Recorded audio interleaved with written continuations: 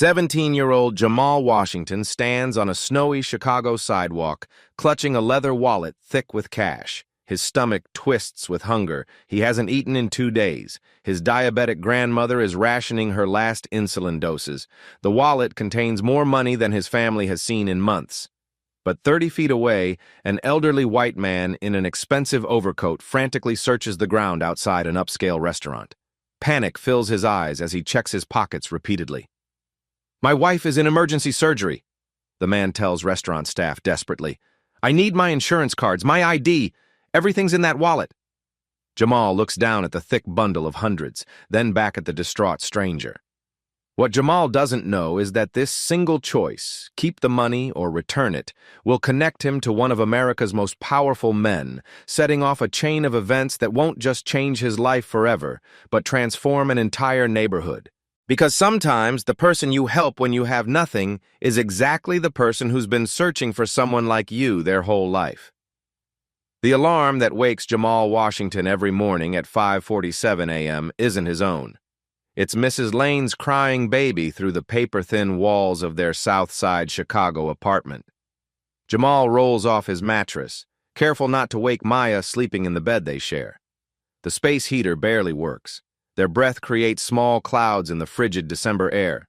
In the next room, Grandmother Rose coughs, that deep, concerning cough that's worsened since her diabetes medications were reduced. At 68, Rose Washington has become an expert at stretching everything: groceries, medicine, hope. Jamal pulls on his worn Jordans, a gift from Rose 2 Christmases ago when things weren't so tight. The soles are separating, but he's learned to walk quietly on the creaking floors. Maya stirs as he moves around their shared space. At 12, she learned not to complain. Her asthma inhaler sits empty on the nightstand. They've been rationing doses for 3 days. "Jamal?" she whispers, voice raspy from cold air. "Go back to sleep, baby girl. I'll be back before school." Maya nods and pulls their grandmother's quilt to her chin. The same quilt Rose made when she first moved to Chicago 40 years ago, back when she thought the city would give their family everything they dreamed of. The kitchen is really just a corner of their main room. Rose sits at their small table, checking her blood sugar with a meter older than Maya.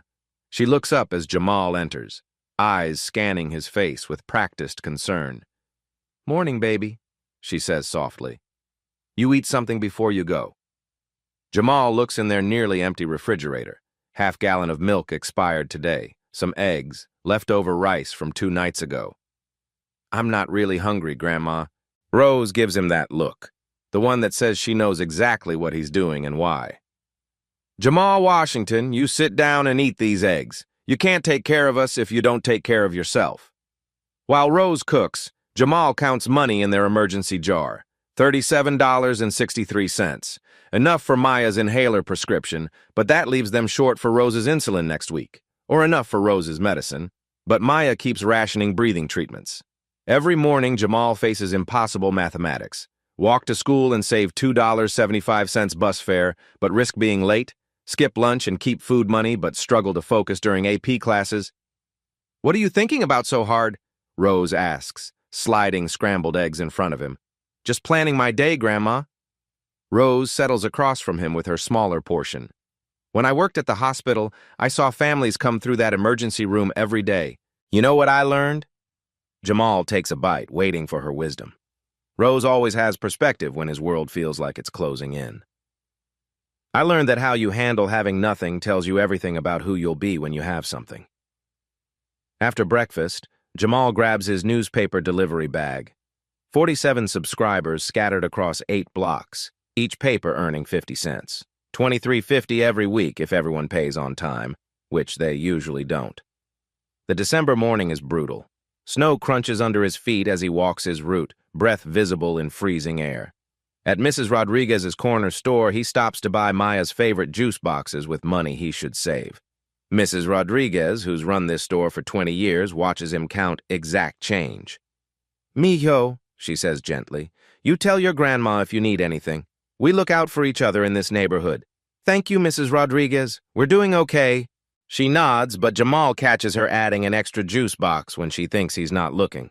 At school, Jamal throws himself into studies with the intensity of someone who knows education is his family's only path out of poverty. His AP English teacher, Miss Patterson, pulls him aside after class. "Your Northwestern application essay was powerful, Jamal. How do you find hope writing about such difficult circumstances?" Jamal thinks about Rose's morning words. "I guess I learned that hardship doesn't define you. How you respond to it does." After school, he heads to the Save Mart grocery store. $8.50 an hour, 15 hours weekly when they need him. He stocks shelves, helps elderly customers reach high items, always volunteers for heaviest lifting. His manager, Mr. Peterson, relies on Jamal's work ethic. "You're here more than some full-time employees," he tells Jamal while they unload trucks. "College is going to be lucky to have you." "If I can afford to go," Jamal replies, immediately regretting how that sounded. Mr. Peterson pauses. "Son, with your grades and character, you'll find a way. Good people always do." That evening, Jamal sits at their kitchen table doing homework by phone light when electricity gets cut off. Maya practices breathing exercises beside him, making each inhaler dose last as long as possible. Rose joins them at the table, working on crossword puzzles by candlelight. "Grandma," Jamal says quietly, "what if good people don't always find a way?" Rose reaches across and takes his hand. "Baby, I've watched you for 17 years. You walk past opportunities to take shortcuts every day. You help Mrs. Rodriguez with heavy deliveries when you're already tired. You give up lunch money so Maya can have juice boxes." She squeezes his hand tighter. "Character isn't what you do when people are watching, Jamal. It's what you do when no one will ever know. And you, baby, you do the right thing even when it costs you everything." Just yesterday, an elderly woman at the bus stop dropped her groceries. While others walked past, Jamal helped gather everything and carried bags to her door. When she offered $5, he politely refused. "My grandmother raised me right," he told her simply. The woman smiled. "The world needs more young men like you." Outside their window, snow continues falling on Chicago's south side. Tomorrow will bring the same impossible choices, the same careful calculations between medicine and food, between staying warm and paying rent. But tonight, in candlelight's glow, Jamal Washington does homework and dreams of Northwestern University, carrying the weight of his family's hopes and strength of his grandmother's wisdom. What he doesn't know is that tomorrow evening, all those impossible choices will be tested in a way that changes everything. Friday evening. December wind cuts through Chicago's Loop District like a knife. Jamal finishes his Save Mart shift and walks toward the bus stop, counting the day's earnings. $18. Enough for Maya's inhaler, but that means Rose goes without blood pressure medication again. The sidewalks are mostly empty now. Office workers have disappeared into warm cars and heated trains. Only a few people brave enough to walk in this weather remain on the streets. Outside Le Bernardin, Chicago, an upscale French restaurant with golden light spilling from its windows, Jamal notices commotion. An elderly white man in an expensive navy overcoat searches frantically near the entrance. His hands shake as he checks his coat pockets, then pants pockets, then coat again. The man's movements are desperate, not the casual search of someone who misplaced car keys. This is pure panic. "Excuse me," the man calls to a restaurant employee stepping outside. "Have you seen a wallet, leather brown? I was just here for dinner." The employee shakes his head. "Sorry, sir, I can ask inside, but..." "No, I already checked inside twice." The man's voice carries genuine desperation. "My wife. She's in surgery right now at Northwestern Memorial, emergency surgery. I need to get there immediately." Jamal slows his walk, something in the man's tone stopping him cold. "My wallet has everything," the man continues, voice breaking slightly. "My insurance cards, my ID, my driver's license. But more than that..." He pauses. "It has the only photo I carry of her. From our first date 52 years ago. It's the only picture I have with me." A black sedan idles at the curb, engine running. The driver, a professional-looking man in a dark suit, steps out and approaches. "Mr. Harrison, we really need to leave if you want to make visiting hours. The hospital stops allowing visitors at 9 p.m., and with this traffic..." The elderly man, Harrison, looks at his watch. 8:17 p.m. In this weather, with Friday evening traffic, Northwestern Memorial is at least 30 minutes away. "I can't go without ID," Harrison says, voice hollow. "They won't let me see her without identification. And the insurance cards, if something happens and I can't authorize treatment." The snow begins falling harder now, fat flakes that stick to everything and make the sidewalk treacherous. Streetlights create pools of yellow light in the growing darkness. Harrison leans against the restaurant's brick wall, suddenly looking every one of his 70-plus years. The weight of helplessness settles on his shoulders like snow settling on his expensive coat. "Sir, I hate to pressure you," the driver says gently, "but I have another pickup at 9:30. If we don't leave soon—" "I understand," Harrison replies. "Just give me 5 more minutes, please." Jamal watches this unfold from 20 feet away. Something about the man's genuine anguish resonates with him. This isn't about money or convenience. This is about love, about being there for someone when they need you most. That's when Jamal spots it. Partially hidden beneath a parked BMW, barely visible in shadows between streetlights, is a dark object. Rectangular, about wallet-sized. Jamal's heart beats faster. He approaches slowly, crouches down, retrieves the item. It's definitely a wallet. Expensive leather worn smooth from years of use, heavy with contents. He opens it carefully. Cash. Lots of cash. More money than Jamal has ever held. Hundreds, 20s, 10s. He doesn't count it, but there has to be at least $2,000, maybe more. Credit cards. American Express Black Card. Chase Sapphire Reserve.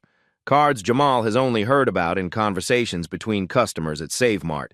A driver's license, Edward Harrison, age 73, Lincoln Park address. Business cards. Harrison and Associates, with an embossed logo that's hard to make out in the dim street light.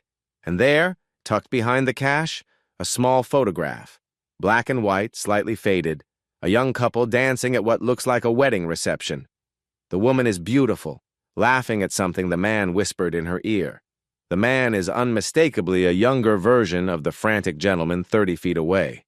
Jamal stares at the photo for a long moment. 52 years ago, when love was exactly the same as today. He looks up at Edward Harrison, who has started walking in small circles, running hands through his silver hair. The driver checks his watch again, clearly uncomfortable with the delay. Maya needs her inhaler. Rose needs her medication. This money could solve all their problems immediately. No more impossible mathematics. No more choosing between medicine and food. No more rationing insulin or breathing treatments. But 30 feet away, a man faces the possibility of not being able to hold his wife's hand if she wakes up scared from surgery. Of not being there if something goes wrong. Of losing the last photo he carries of their first dance together. Jamal closes the wallet and takes a deep breath. The December wind cuts through his thin jacket, reminding him of every hardship waiting at home. But Rose's voice echoes in his mind. Character isn't what you do when people are watching, Jamal. It's what you do when no one will ever know. He starts walking toward Edward Harrison. Excuse me, sir? Jamal's voice cuts through the wind and snow. Edward Harrison looks up from his frantic searching, his red-rimmed eyes focusing on the teenager approaching him. I think this is yours. Jamal extends the leather wallet. For a moment, Harrison just stares at it, as if he can't believe what he's seeing. Oh my God. Harrison's hands tremble as he reaches for the wallet. Oh my God, young man, where did you— His words catch in his throat as he opens the wallet and sees everything still inside. The cash, the cards, but most importantly, the small black and white photograph. Harrison pulls out the picture with shaking fingers, holding it up to the streetlight. His eyes fill with tears as he looks at the image of himself dancing with his young bride all those decades ago. This picture, his voice breaks, it's the only one I have with me. I carry it everywhere because she always said it captured the moment she knew she'd love me forever. The driver steps closer, relief evident on his face. Mr. Harrison, you found it. We can go now. But Harrison barely hears him. He's staring at Jamal with an expression of pure gratitude mixed with something else. Recognition. Curiosity. As if he's trying to solve a puzzle he didn't know existed. Young man, I don't know how to thank you. Where did you find it? Under that BMW over there, Jamal says simply. Must have fallen when you were getting out of your car earlier. But you? Harrison looks around the nearly empty street, then back at Jamal.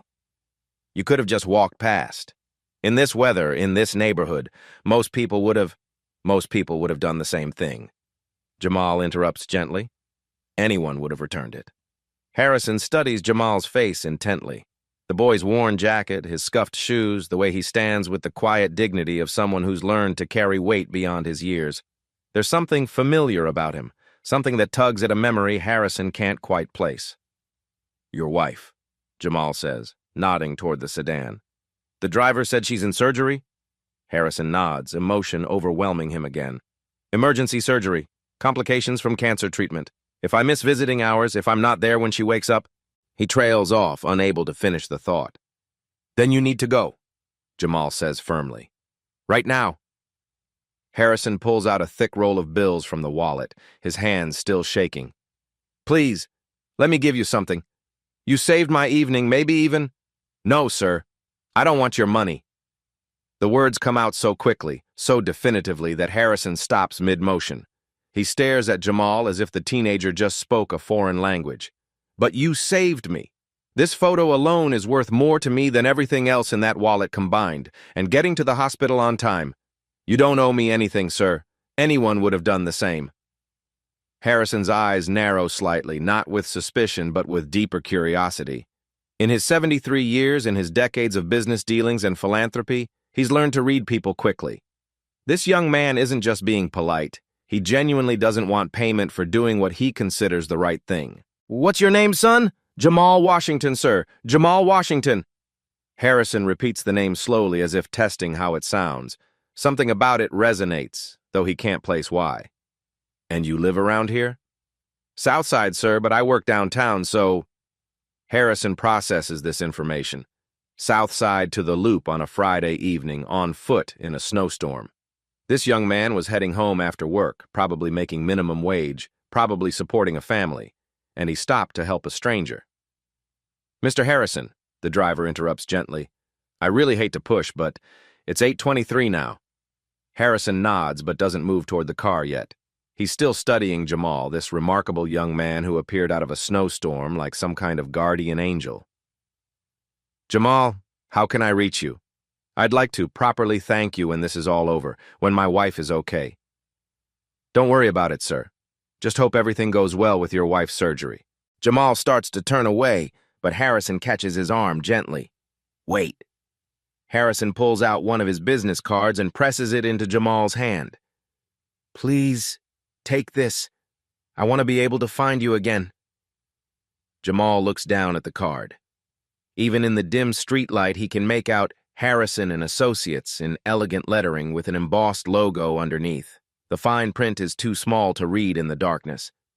"I really should be getting home, Mr. Harrison. My family will be worried." Something in the way Jamal says family catches Harrison's attention. Not just concern, but responsibility. The weight of people depends on him.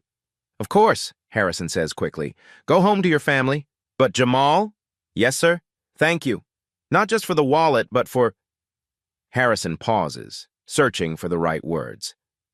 "For reminding me that there are still good people in this world. People who do the right thing just because it's right." As Harrison climbs into the sedan, he rolls down the window for one last look at Jamal. "You know, you remind me of someone," he calls out as the car begins to pull away. "Someone who helped my family a long time ago. Someone very special." The sedan disappears into the snowy night, leaving Jamal alone on the sidewalk. He stands there for a moment, business card in his hand, watching the taillights fade into the distance. The snow continues to fall and the cold cuts through his thin jacket with renewed intensity. His bus will be here soon, and then the long ride back to the south side, back to Maya's empty inhaler and Rose's rationed insulin.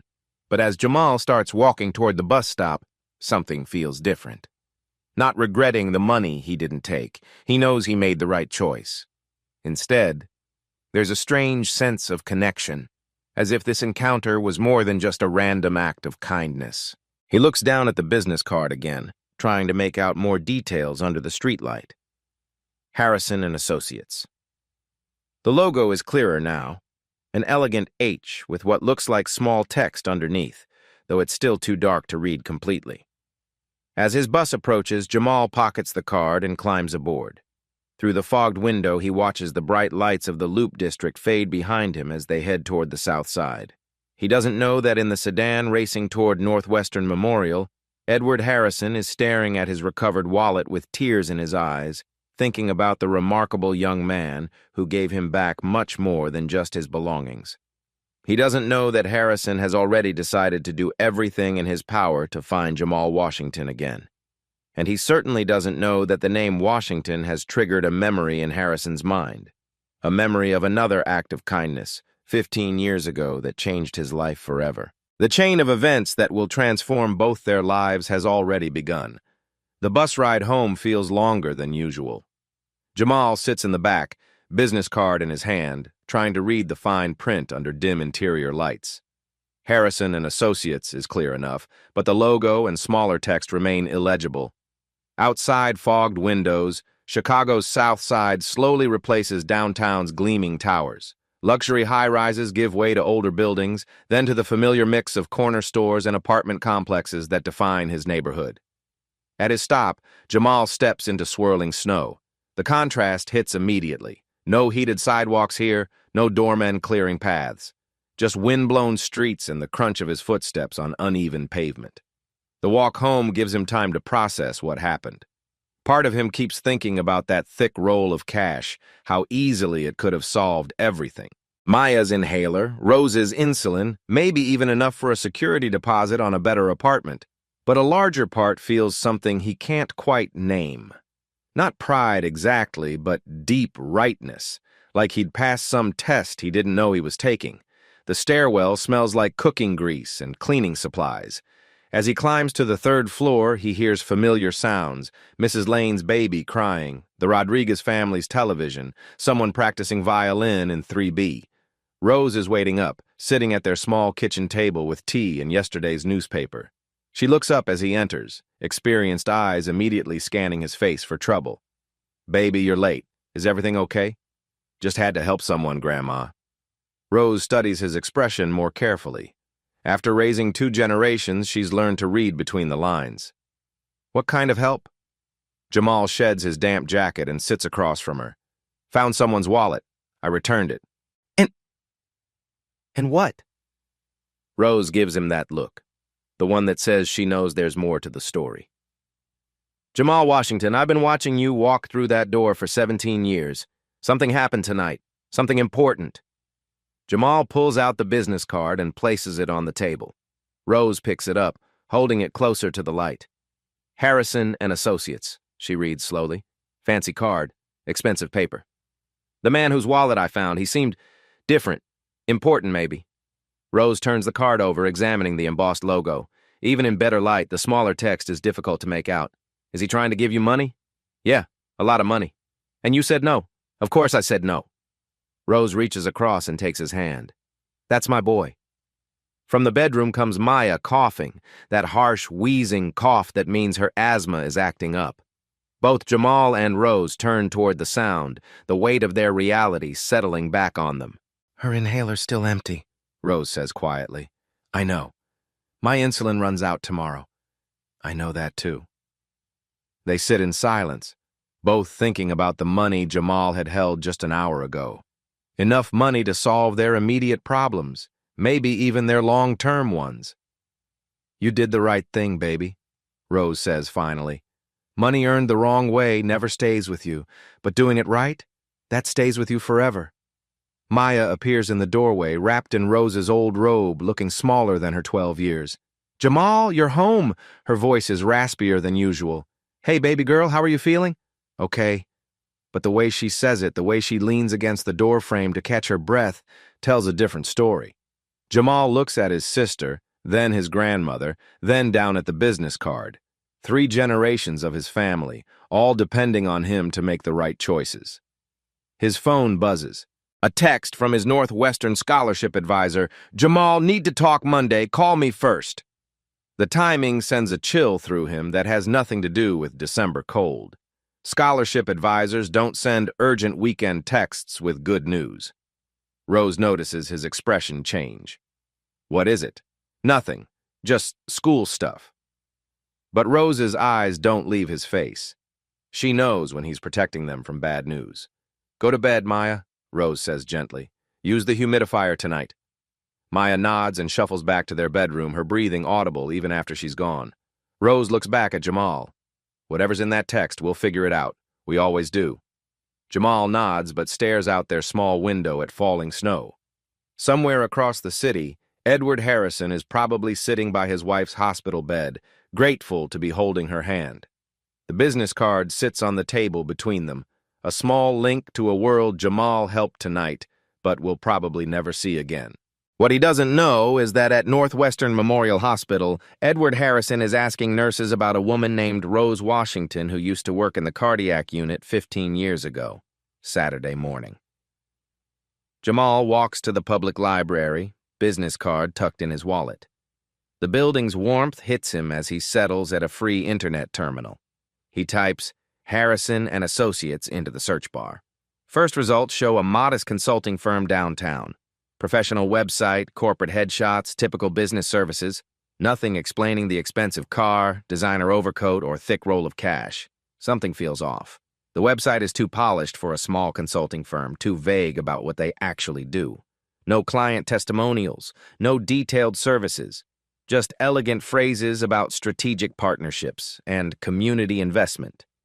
Jamal tries a different approach. Edward Harrison, Chicago. The results explode across his screen. Dozens of news articles, society photos, business journal features. This isn't just any businessman. This is one of Chicago's most prominent philanthropists. Headlines scroll past. Harrison Foundation awards $50 million in youth scholarships. Local developer Harrison announces South Side revitalization. Billionaire philanthropist honors late daughter with medical research center. Jamal's hands freeze. Billionaire. The man whose wallet he returned wasn't just wealthy. He was one of the wealthiest people in Chicago, maybe the entire Midwest. A sick feeling grows in Jamal's stomach. He'd held thousands of dollars, turned it down, and walked away. Money that could have changed everything for his family. And it would have meant nothing to Edward Harrison. But as Jamal reads more, something else catches his attention. Harrison's philanthropy isn't random charity. It's focused, strategic. Youth education programs, medical research for underserved communities, affordable housing initiatives in neighborhoods exactly like his own. Then he sees it. A photo from last year's Chicago Tribune. Edward Harrison breaking ground on a new community center. The caption reads, Harrison credits his commitment to social justice to personal experiences with healthcare workers who went above and beyond during his family's time of need. Healthcare workers at Northwestern Memorial 15 years ago. Jamal's phone buzzes.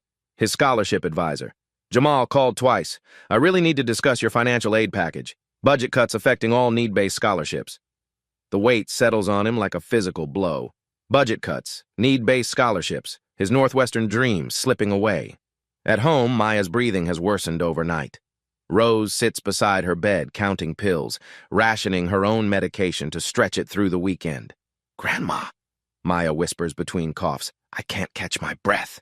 Rose looks at Jamal, fear flickering in her eyes before she masks it with calm strength. That evening, Jamal notices something strange. A black sedan, the same model that picked up Harrison, drives slowly past their building.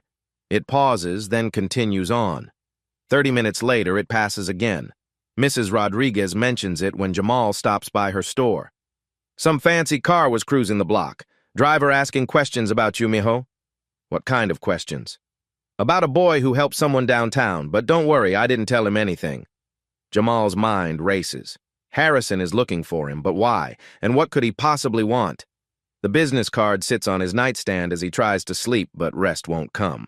Tomorrow he has to call his scholarship advisor. Tomorrow he has to figure out how to pay for Maya's inhaler and Rose's insulin.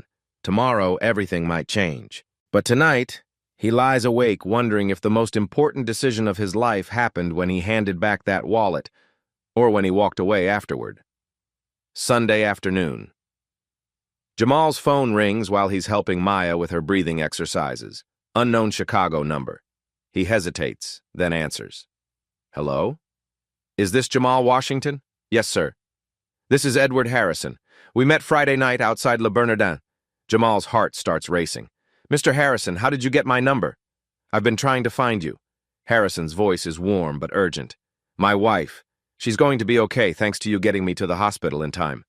Relief floods through Jamal. That's wonderful news, sir. I'd like to meet with you if possible. There's something important I need to discuss. Sir, I told you I don't need any. It's not about money, son. Well, not directly. Could you meet me tomorrow? I'll send a car. Curiosity overrides caution. Harrison suggests his office downtown. Jamal agrees, wondering what could be so important. Monday morning, the sedan arrives at Jamal's building. Neighbors peek through curtains as he climbs in. The driver is professional, courteous. Mr. Harrison is looking forward to seeing you. They arrive at a gleaming high-rise. Harrison and associates occupies the top 3 floors. Floor-to-ceiling windows overlook the entire city. Edward Harrison's office is warm, understated, and elegant. Photos everywhere, not of wealth, but of people. Graduation ceremonies, ribbon cuttings, community events. Harrison appears more relaxed than Friday night, but still carrying the weight of recent stress. Jamal, thank you for coming. Please sit. Jamal settles into a leather chair that probably costs more than his family spends on groceries in 6 months. I need to tell you something, Harrison begins. What you did Friday night, returning my wallet, it saved more than just my evening. He explains his wife's condition, how the surgery was time-sensitive, how missing those crucial visiting hours could have meant not being there if something went wrong. But there's something else, something I didn't realize until I looked you up. Jamal shifts uncomfortably. You investigated me? I had you researched, not invasively, but enough to understand your situation. Harrison's tone is gentle but serious. Your grandmother, Rose Washington, worked at Northwestern Memorial for 32 years. The mention of Rose's full employment history catches Jamal off guard. Yes, sir, she did. She was a cardiac unit supervisor. Harrison nods slowly, his eyes never leaving Jamal's face.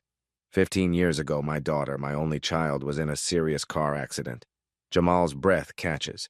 Something in Harrison's tone and the careful way he's building to this revelation sends warning signals through his mind. She was 23 years old.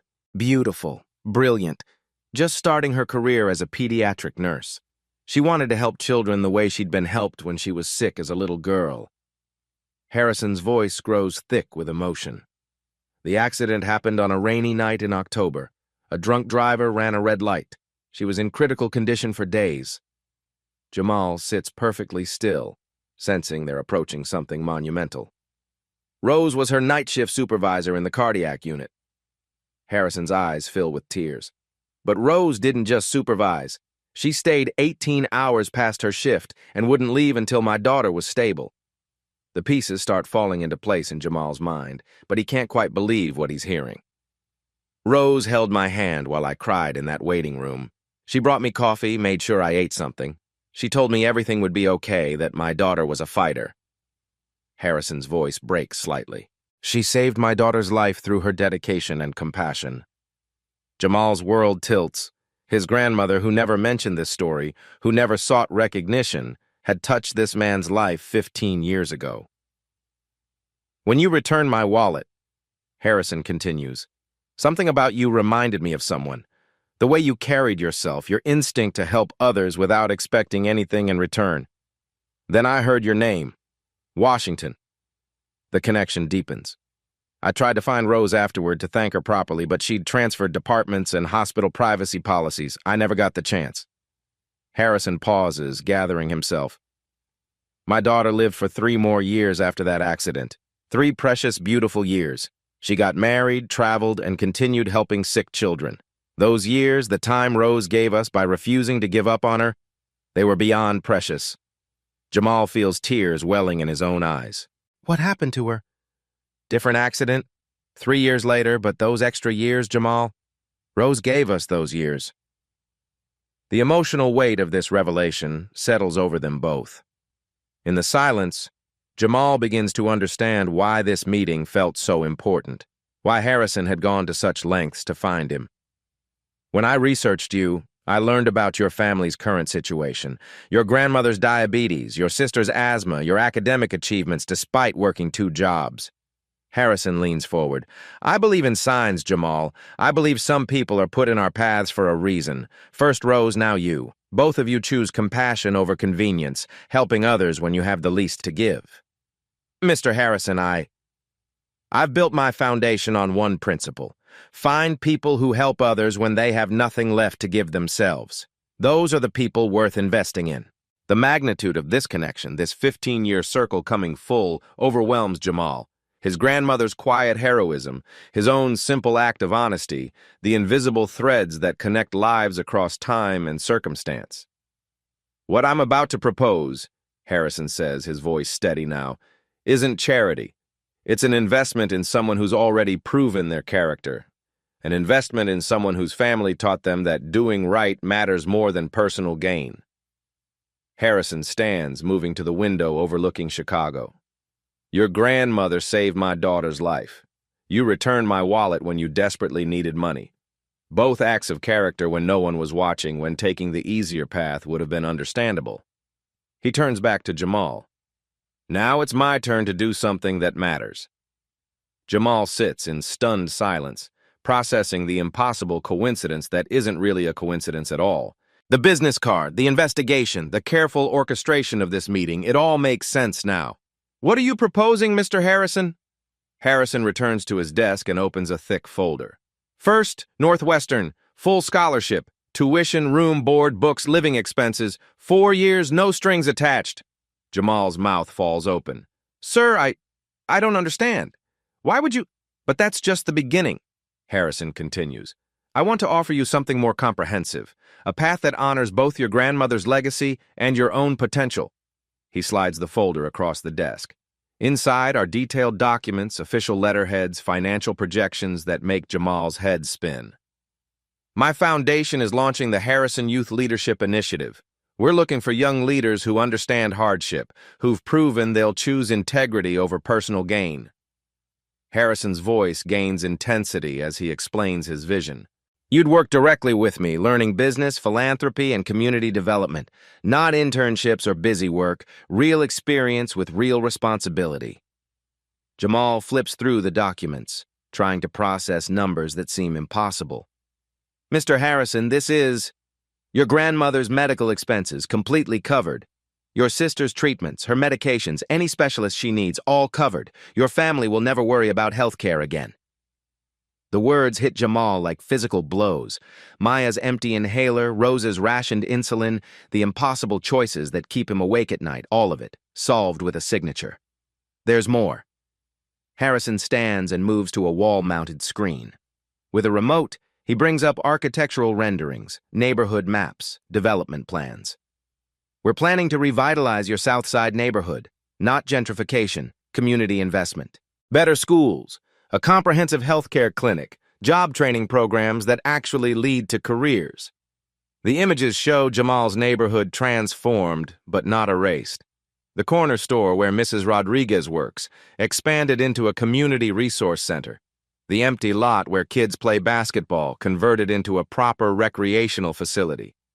"I want you to help design these programs," Harrison says. "You understand the community's real needs. You'd be my liaison, my advisor on how to help without harming." Jamal stares at renderings of a clinic where Rose could get proper diabetes management, where Maya could see pulmonary specialists, where neighbors wouldn't have to choose between medicine and food. Housing is part of this, too. Harrison clicks to another image. "There's a property in Lincoln Park, a restored duplex. Your family would live in one unit rent-free. The income from the other unit covers your college expenses and provides your family with financial stability."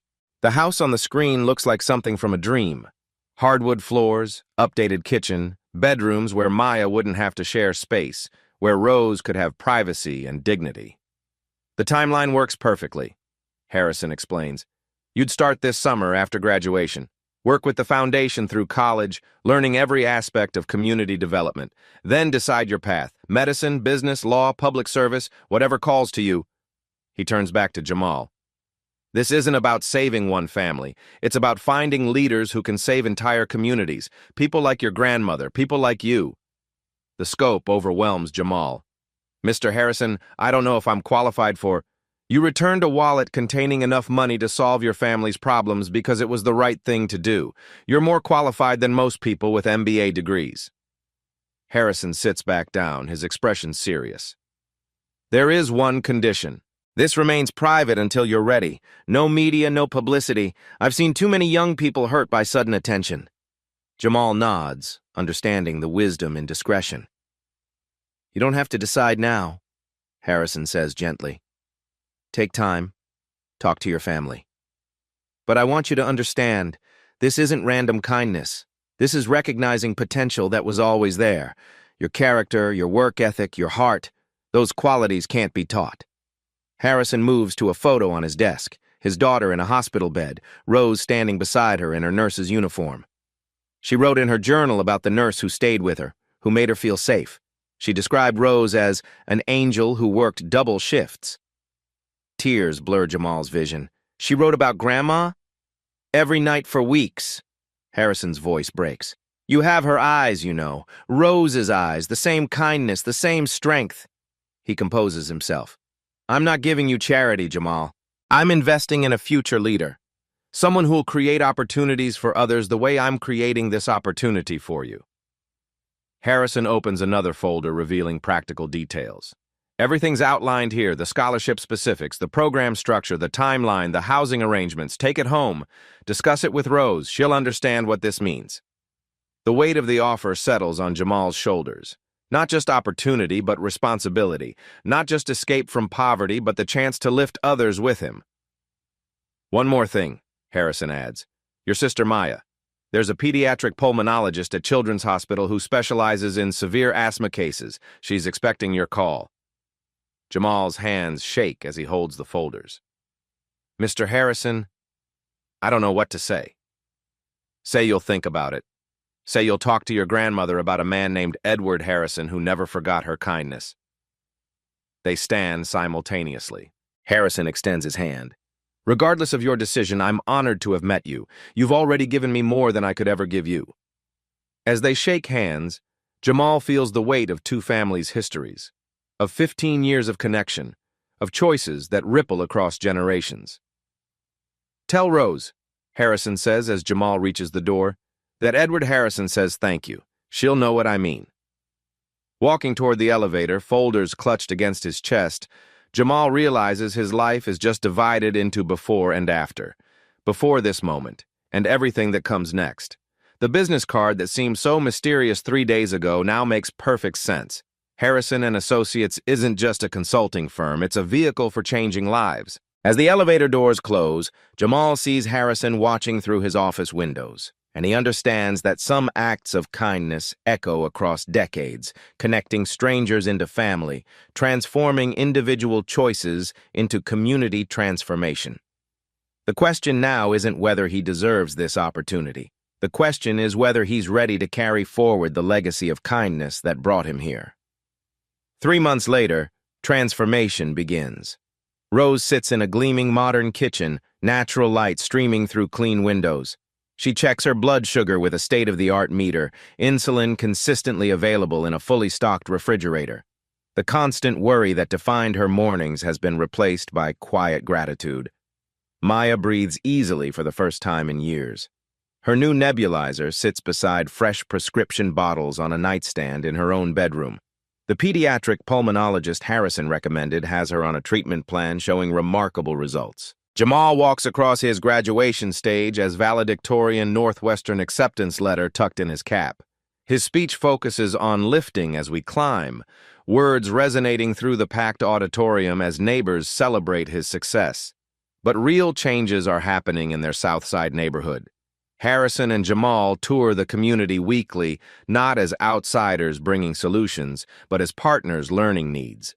Community meetings fill the Baptist church basement, where residents voice concerns directly to decision-makers for the first time in decades. Mrs. Rodriguez's corner store has been expanded and renovated. What was once a struggling shop is now a community anchor, part store, part resource center, part gathering place. The small business loan Harrison's foundation provided has transformed it into everything the neighborhood needed. The healthcare clinic opens where the abandoned grocery store once stood. Rose, with her 3 decades of medical experience, serves as community health advisor, helping neighbors navigate insurance, find specialists, and manage chronic conditions. The clinic doesn't just treat illness, it teaches prevention and builds health literacy. Jamal, home from Northwestern, leads study groups for neighborhood kids in the community center basement. High schoolers prepare for SATs while middle schoolers get algebra help. The tutoring program he helped design connects college students with younger kids, creating mentorship chains across generations. Economic development follows community input. Local hiring requirements for construction projects mean neighbors find stable employment with benefits. Job training programs actually lead to careers instead of dead-end certificates. Former Save Mart stockers learn construction trades while staying in their community. The elementary school receives new computers, updated textbooks, and smaller class sizes. The mentorship program Jamal designed connects high school students with younger kids, creating academic support networks that didn't exist before. Local news covers the South Side Renaissance, but carefully avoids sensationalizing individual stories. The focus remains on community-driven change rather than savior narratives. Reporters interview residents about improvements while respecting their dignity. Success attracts attention from other philanthropists and businesses. Investment follows, but guided by Harrison's measured approach and community oversight. Residents have veto power over developments, ensuring growth serves existing neighbors rather than displacing them. Maya joins the school choir, her clear voice no longer constrained by struggling lungs. Her first solo performance happens at the community center's anniversary celebration, her song echoing through a room filled with neighbors whose lives have been touched by change. The black sedan that once seemed foreign now regularly parks outside their building, not as a symbol of economic divide, but as a bridge between communities. Harrison visits for Sunday dinners, listening to Maya practice piano, reviewing college applications with neighborhood teenagers.